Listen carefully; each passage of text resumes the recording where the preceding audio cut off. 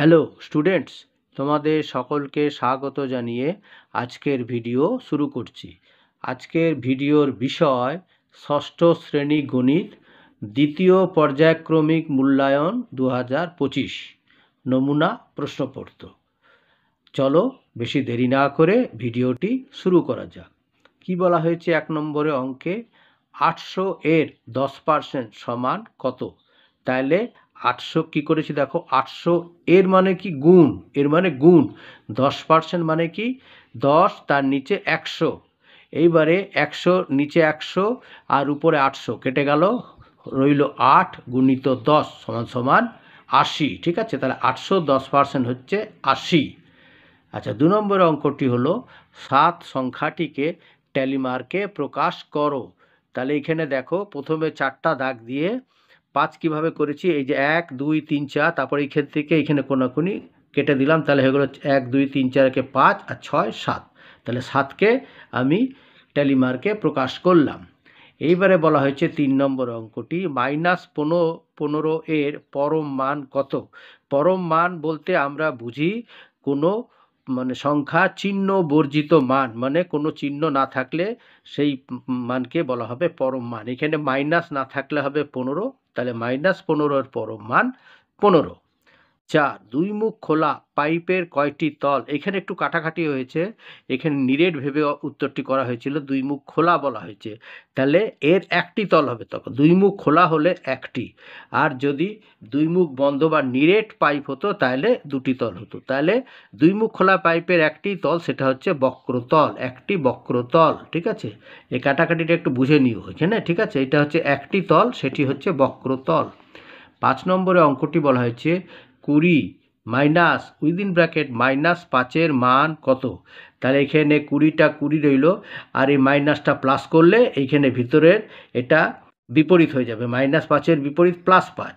এইটা মাইনাসটা প্লাস করলে এইখানে ভিতরের যে মাইনাস চিহ্ন সেটা বিপরীত হবে, তারপরে -5 বলতে 5 প্লাস হলো। এইবারে 20 আর +5-এ কত হলো?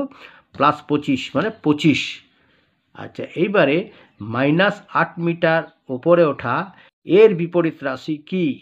তাহলে -8-এর বিপরীত রাশি হচ্ছে 8 মিটার। 8 মিটার উপরে ওঠা। ঠিক আছে, এইখানে এটা তার মানে নয় যে -8 মিটার ওপরে ওঠা হয়, সেটা কিন্তু আলাদা হয়ে যাবে। ঠিক আছে, বা নিচে নামা, অনেকে আবার -8 মিটার নিচে নামা, এখানে দুটো পরপর। এখানে যদি শুধু থাকতো 8 মিটার উপরে ওঠা, তার বিপরীত কম হতো। এইখানে আমি যেহেতু -8 করেছি, সেই জন্য তার বিপরীত রাশি 8 মিটার উপরে ওঠা। এইটা বদলালে এইটা কিন্তু একই থাকবে, ওপরে ওঠাটা ওপরে ওঠাই থাকবে। 8-এর অঙ্কটি হলো -7 এর সাথে কত যোগ করলে -12 হবে? তাহলে এক্ষেত্রে কি করতে হবে না, দ্বিতীয় সংখ্যা যেটি আছে মানে -12, তার থেকে -7 বিয়োগ দিতে হবে।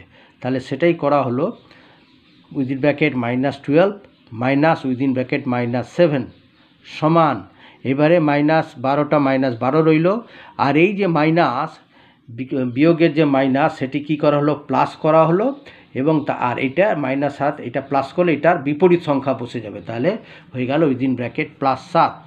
এইবারে দুটোর মধ্যে দেখো -12 আর +7 কোন চিহ্নটা বড়? মাইনাস বড়। কত বড়? 5 বড়। তাহলে কত উত্তর হলো? -5।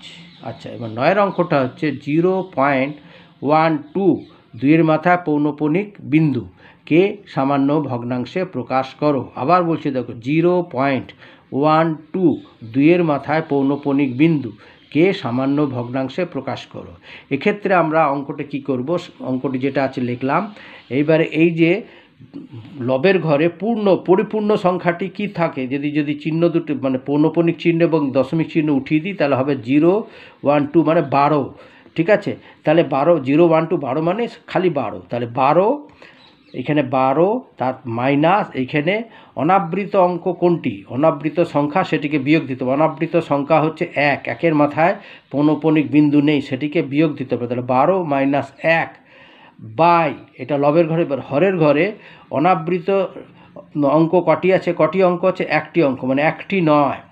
ঠিক আছে, অনাবৃত এই আবৃত আছে একটি, অনাবৃত আছে একটি, তার মানে একটি 0, মানে 9-এর পাশে একটি জিরো মানে 90, এবার 12 থেকে 1 বিয়োগ দিলে হচ্ছে 11 আর বাই 90, ঠিক আছে।